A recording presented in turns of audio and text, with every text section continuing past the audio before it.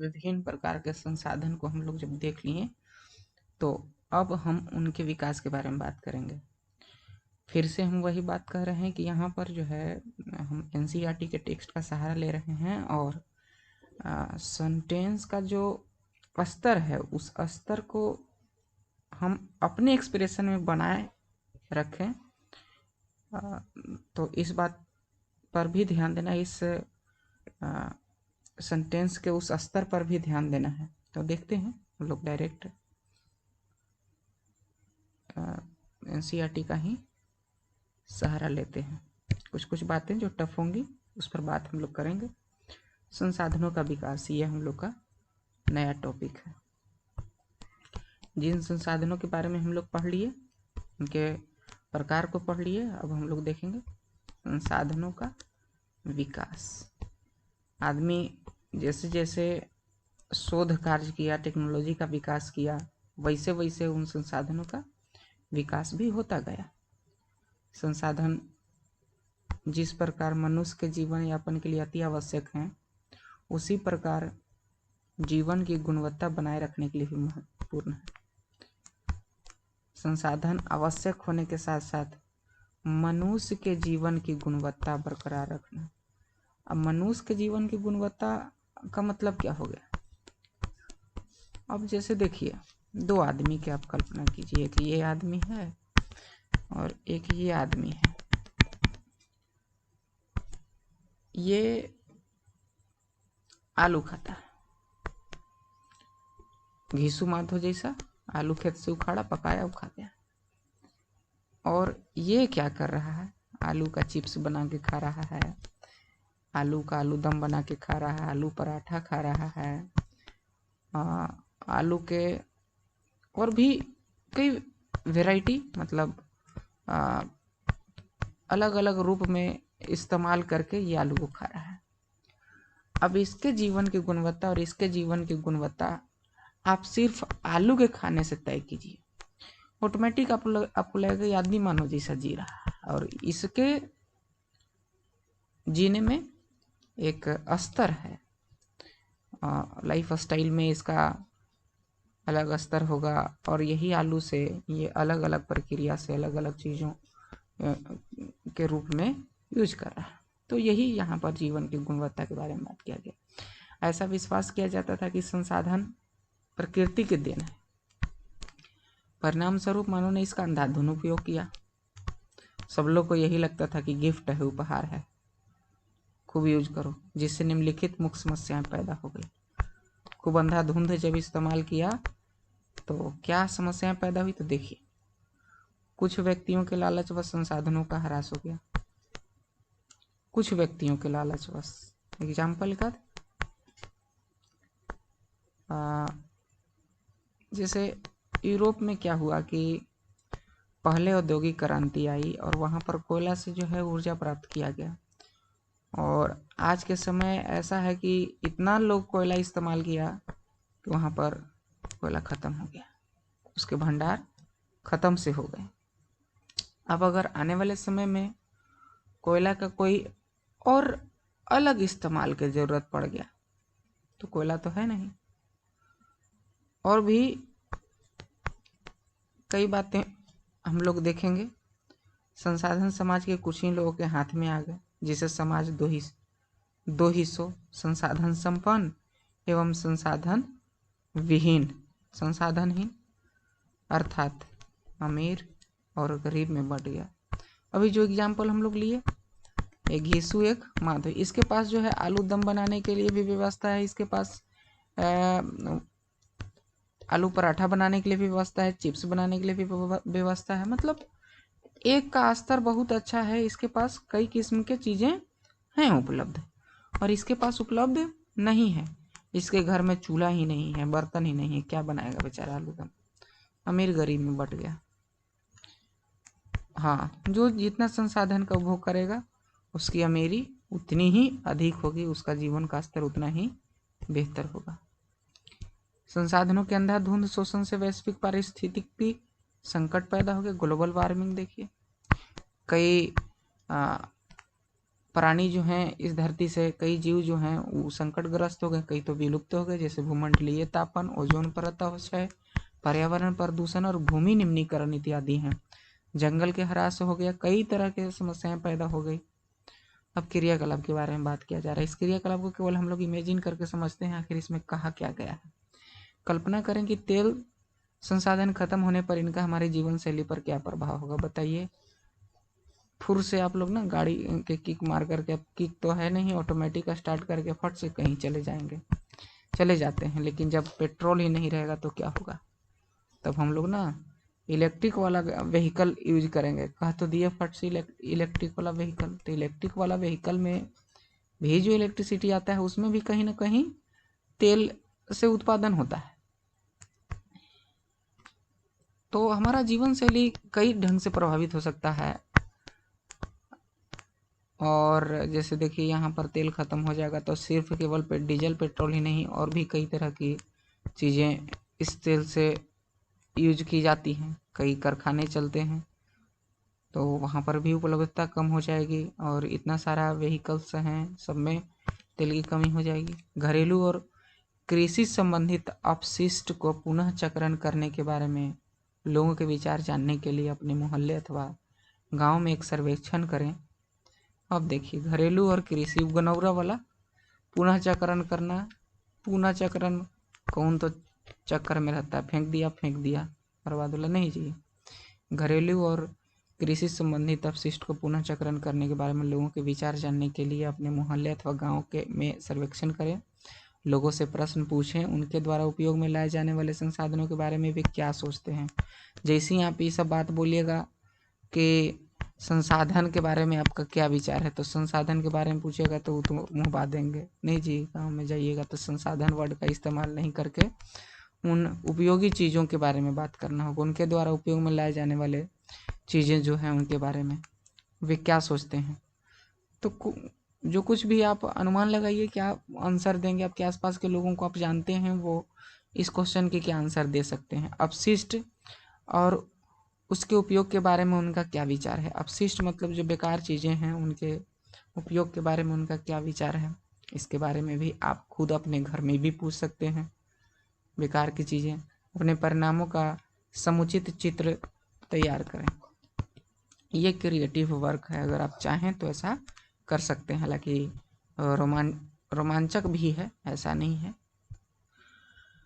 मानव जीवन की गुणवत्ता और विश्व शांति बनाए रखने के लिए संसाधनों का समाज में न्याय संगत बंटवारा आवश्यक हो गया है। ये सेंटेंस देखिए, आवश्यक हो गया है तो कई तरह के काम भी करना पड़ेगा। विश्व स्तर के बात है, सोचिए विश्व शांति भी बनाए रखना है।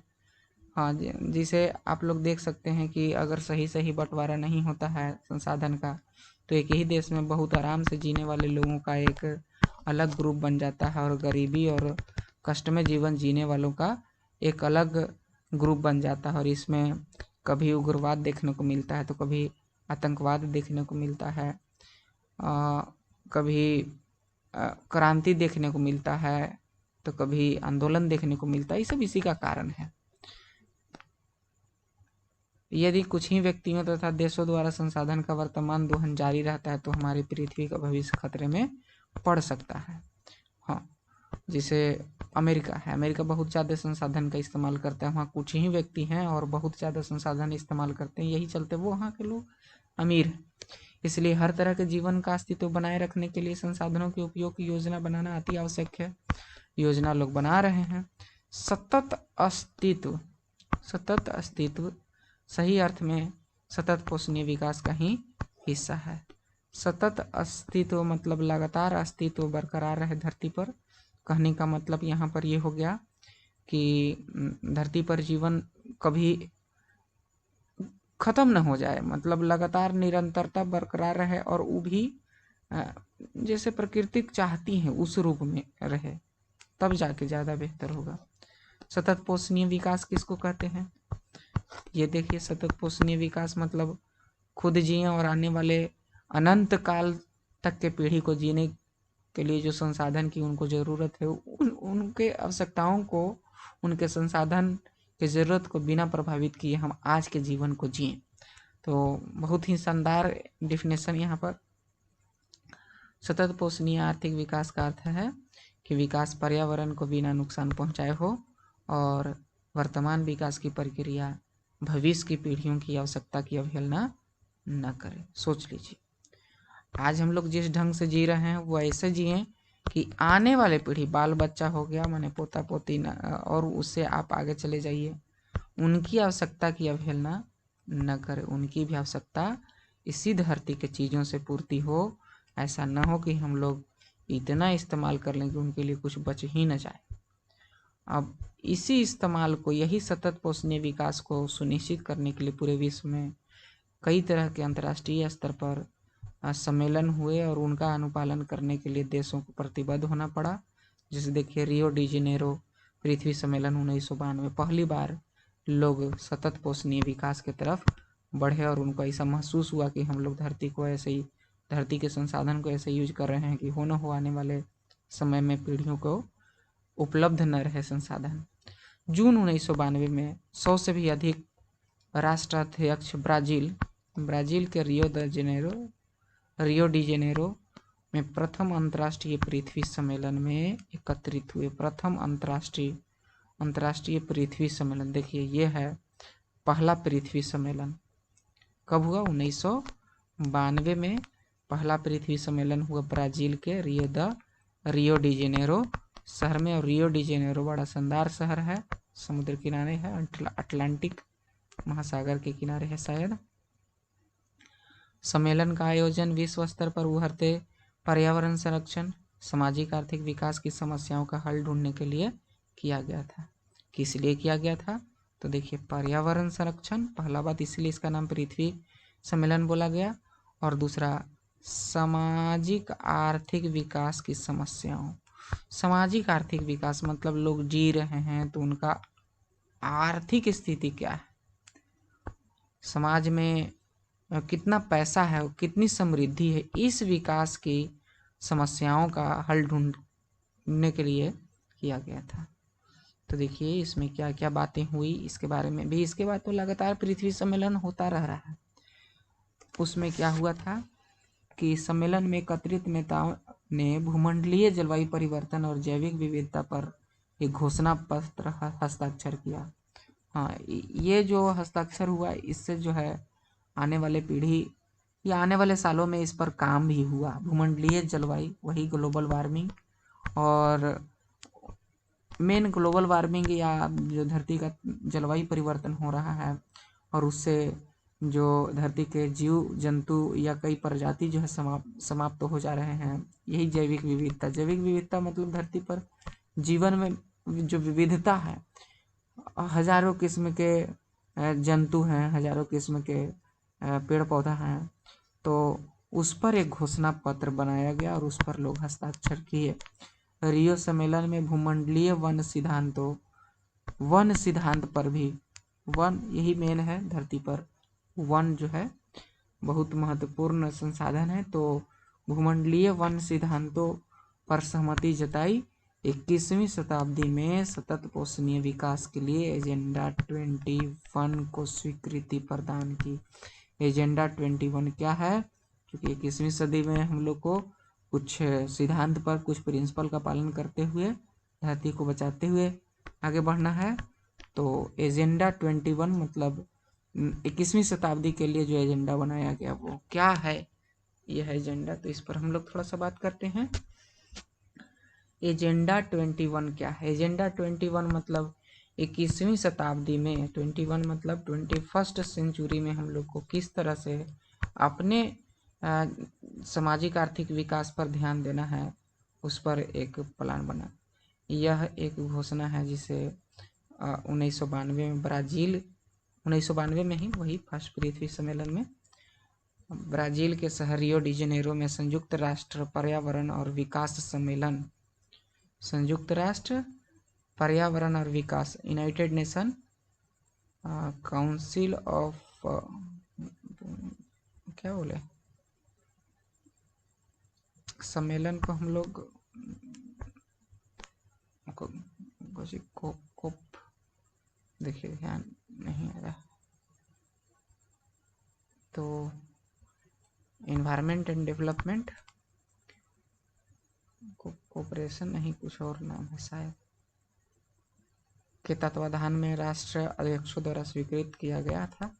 इसका उद्देश्य भूमंडलीय सतत पोषणीय विकास हासिल करना है। ये बात बहुत ध्यान देने वाली बात है। भूमंडलीय, पूरा धरती पर सतत पोषणीय विकास मतलब ऐसा विकास जो आने वाली पीढ़ी की आवश्यकताओं को भी सुरक्षित रख सके। यह एक कार्यसूची है कि क्या क्या करना है, जिसका उद्देश्य समान हितों, पारस्परिक आवश्यकताओं एवं सम्मिलित जिम्मेदारियों के अनुसार विश्व सहयोग के द्वारा पर्यावरणीय क्षति, गरीबी और रोगों से निपटना है। देखिए आज रोगों से निपटना वाला पार्ट बहुत इम्पोर्टेंट हो गया है। तो देखिए हमारा WHO इसमें बहुत आगे आकर के काम कर रहा है, ऐसा बात नहीं है। यह क्या क्या करना है, तो उसके लिए एक काम का सूची बनाया गया जिसका उद्देश्य क्या है, उद्देश्य है तो समान हितों, पारस्परिक आवश्यकताओं एवं सम्मिलित जिम्मेदारियों के अनुसार विश्व सहयोग मतलब पूरा दुनिया के देश सहयोग में आएगा और उससे पर्यावरण के क्षति को रोकना है, गरीबी को रोकना है और रोगों से निपटना है। एजेंडा 21 का मुख्य उद्देश्य यह है कि प्रत्येक स्थानीय निकाय अपना स्थानीय एजेंडा 21 तैयार करे। जहाँ कोई देश है या वहाँ कोई संस्था है तो वो खुद अपना एजेंडा 21 उस क्षेत्र के लिए तैयार करे। ये भी एक इसका काम है। एजेंडा 21 हम लोग देख लिए। अब हम लोग देखते हैं संसाधन नियोजन। संसाधन नियोजन मतलब नियोजित रूप से सोच समझ करके संसाधन को कैसे रखें और इसका इस्तेमाल हम कैसे करें, ये हमारा टॉपिक है। देखिए संसाधनों के विवेकपूर्ण उपयोग के लिए नियोजन सर्वमान्य रणनीति है। नियोजन मतलब वही कि सोच समझ करके इसको सही ढंग से इस्तेमाल करना।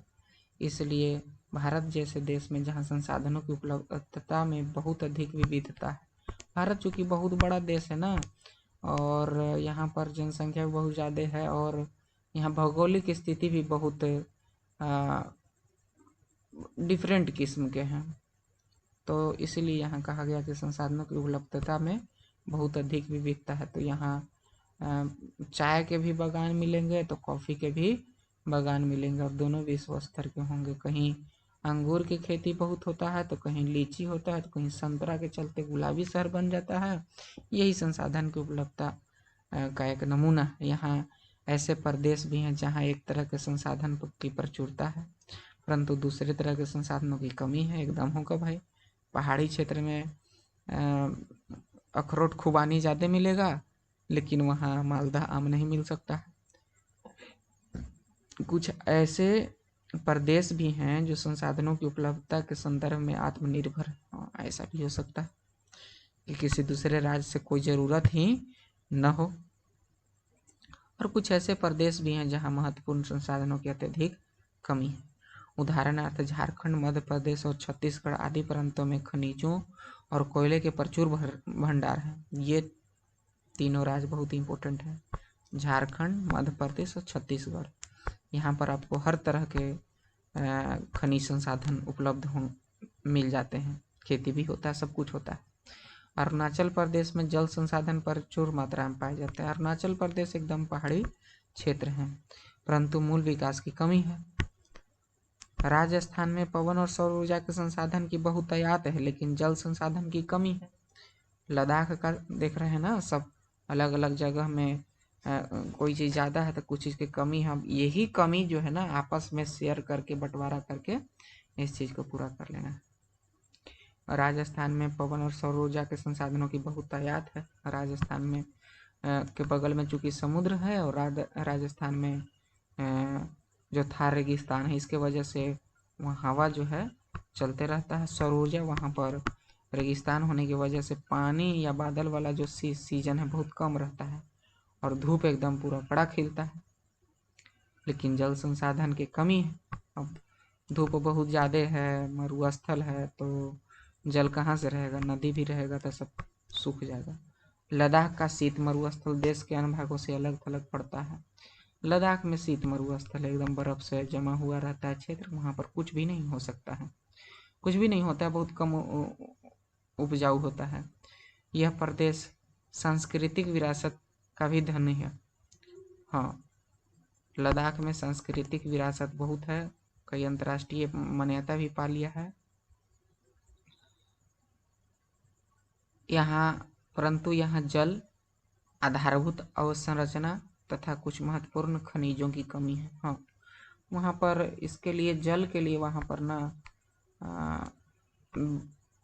कई तरह के उपाय करना पड़ता है। जल की उपलब्धता जो है पूरे साल नहीं रह पाता है, तो इसके लिए वहाँ पर कई टेक्निक का इस्तेमाल किया गया है, लोग किए हैं, बर्फ़ को जल में बदल करके उसका इस्तेमाल करने वाला।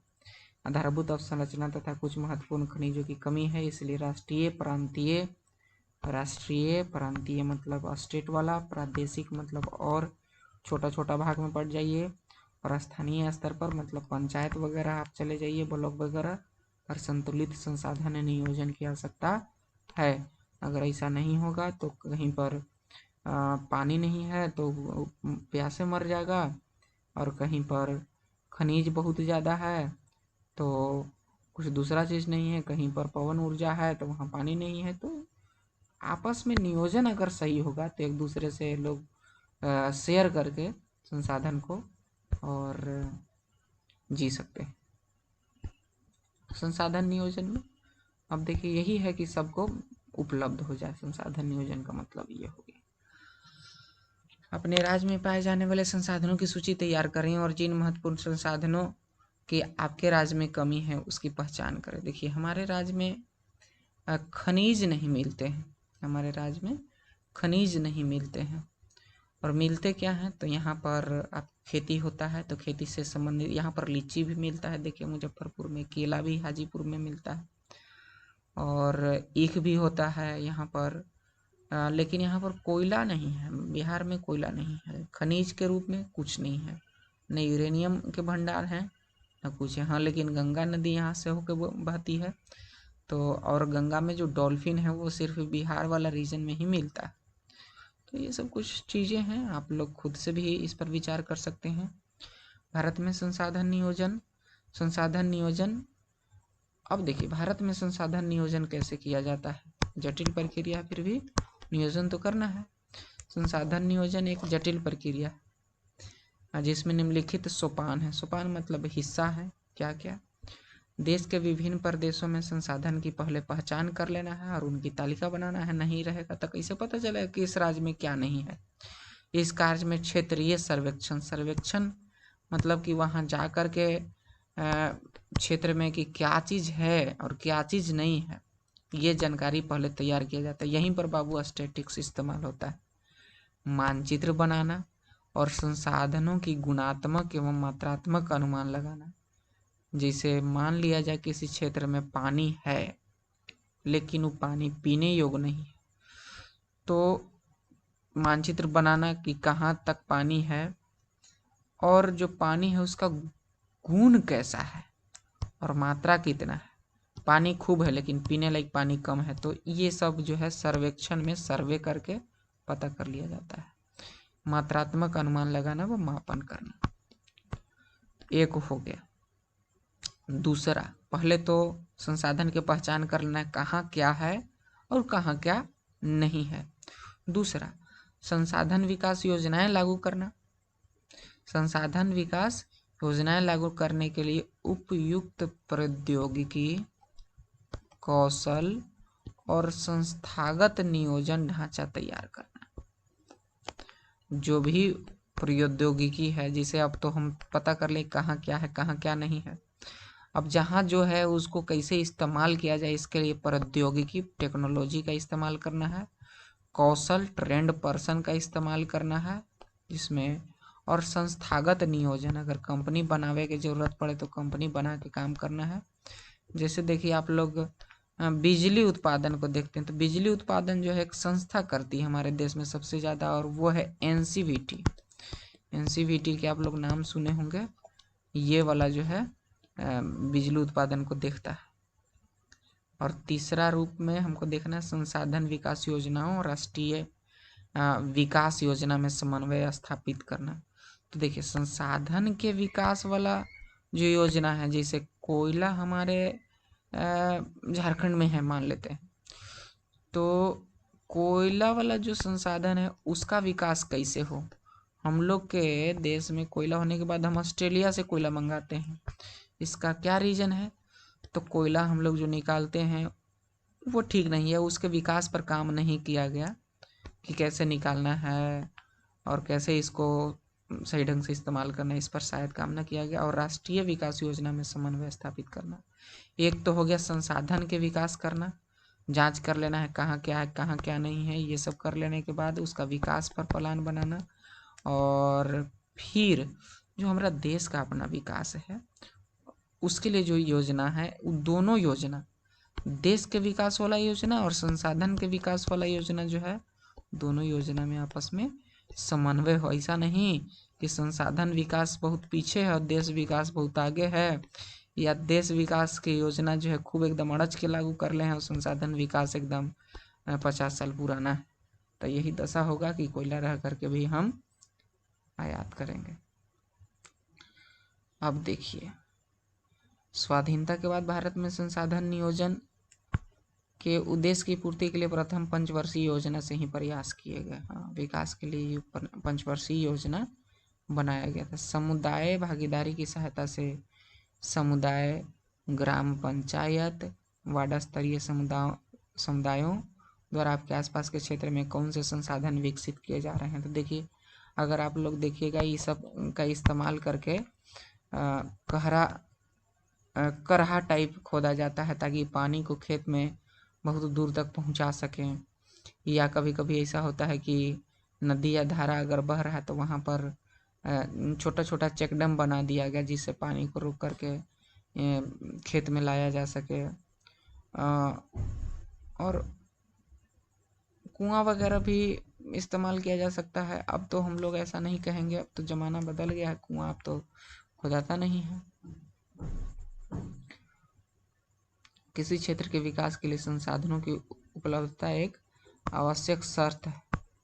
अब किसी क्षेत्र का विकास करना है तो कोई क्षेत्र में अगर सब कुछ उपलब्ध, जैसे मान लिया जाए कि अरवल में सोना निकलने लगा, इमेजिन कीजिए सोना निकलने लगा तो अरवल के इसे ही मतलब समझिए इसको सब टांग करके बढ़िया बना देगा।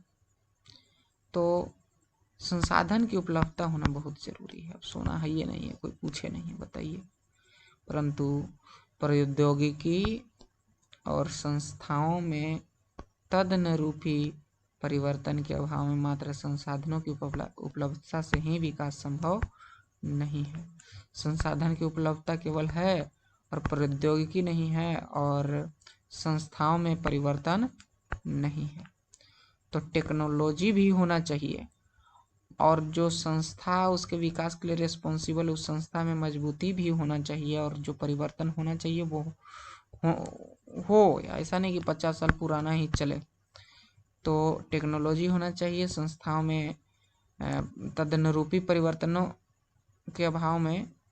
तो तदनुरूपी मतलब प्रौद्योगिकी और प्रौद्योगिकी के साथ साथ संस्था में परिवर्तन। जैसे मान लिया जाए कि हम लोग के लोहा बनाने वाला एक कंपनी है और लोहा बनाना जान रहा है कि जो टेक्निक है 50 साल पुराना उसको इस्तेमाल कर रहा है। अब नया मशीन बना, यूरोप में या विकसित देशों में नया टेक्नोलॉजी का विकास हुआ। अब उस टेक्नोलॉजी को भारत वाला जब कंपनी इस्तेमाल नहीं करेगा तो ये बहुत पीछे रहेगा। या कपड़ा बुनने वाला ले लीजिए, अगर गांधी जी के चरखा से अगर आज कपड़ा बुनाई हो ना तो हम लोग के देश में बना कपड़ा ना कोई खरीदेगा नहीं, क्योंकि इतना बारीक और इतना बेहतरीन मशीन बन गया है, इतना बढ़िया टेक्नोलॉजी लोग इस्तेमाल करने लग गए हैं कि कम खर्च में बहुत बढ़िया उत्पादन दे सकते हैं चरखा चलाने के एवं। तो इसलिए जो है सब परिवर्तन होना चाहिए। प्रौद्योगिकी नया आया तो मशीन तुरंत नया बैठाइए। अब देखिए देश में बहुत से क्षेत्र हैं जो संसाधन समृद्ध होते हुए भी आर्थिक रूप से पिछड़े प्रदेशों में गिनती आते हैं। इस यही लक्षण के वजह से इसके विपरीत कुछ ऐसे प्रदेश भी हैं जो संसाधनों की कमी होते हुए आर्थिक रूप से विकसित हैं। हाँ, वो इसलिए कि वहाँ पर जो भी संसाधन है उसको बढ़िया से नियोजित किया गया। जो चीज़ें नहीं हैं उसके लिए दूसरे ऑप्शन पर, विकल्प पर विचार किए गए। क्या आप संसाधन संपन्न परंतु आर्थिक रूप से पिछड़े और संसाधन विहीन परंतु आर्थिक रूप से विकसित प्रदेशों के नाम बता सकते हैं? ऐसी स्थिति होने के कारण बताएं। जैसे देखिए, झारखंड में सब तरह के संसाधन है, लेकिन झारखंड का दशा बहुत खराब है। और वही आप चले जाइए महाराष्ट्र में, महाराष्ट्र में झारखंड जितना संसाधन नहीं है, तमिलनाडु में, केरल में, लेकिन फिर भी बहुत बढ़िया स्थिति है। ऐसी परिस्थिति होने के कारण तो राजनीतिक कारण भी होते हैं और वहाँ का स्थानीय कारण भी होते हैं। जैसे अब झारखंड है, झारखंड में आदिवासी क्षेत्र ज़्यादा है या आदिवासी लोग आज भी अपने ही ढंग से जीते हैं। अब यही अमेरिका के जो नागरिक है वो झारखंड में ला करके भर दिया। झारखंड में जो भी चीज़ें हैं, स्वर्ण रेखा नदी से भी ना सोना निकाल देगा वो सब, और उसके लिए भी टेक्नोलॉजी बेहतरीन बना करके। उपनिवेशन का इतिहास हमें बताता है कि उपनिवेशों में संसाधन संपन्न प्रदेश विदेशी आक्रमणकारियों के लिए मुख्य आकर्षण रहे। काहे नहीं रहेगा भाई? अब जिस राज्य में बहुत ज़्यादा संसाधन है तो उपनिवेश स्थापित करने वाले जो ब्रिटेन वाला है, फ्रांस वाला है, इटली वाला है, पुर्तगाल वाला है, वो उसी पर ज़्यादा अटैक मारता था ताकि वो लूट करके ज़्यादा ले जाए, क्योंकि उसके पास बुद्धि था। उपनिवेशकारी देशों ने बेहतर प्रौद्योगिकी के सहारे, बेहतर प्रौद्योगिकी इसीलिए वो उपनिवेशकारी बने थे, बेहतर प्रौद्योगिकी उसके पास था के सहारे उपनिवेशों के संसाधन का शोषण किया तथा उन पर अपना आधिपत्य स्थापित किया।